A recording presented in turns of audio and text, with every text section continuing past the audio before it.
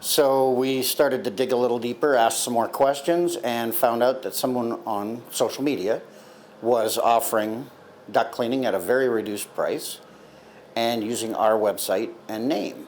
You know, these people are thieves, they're criminals. They're stealing from our community, and we didn't want that to happen. So yeah, we just wanted to let people know that when you're looking for duct cleaning or anything really, do your due diligence.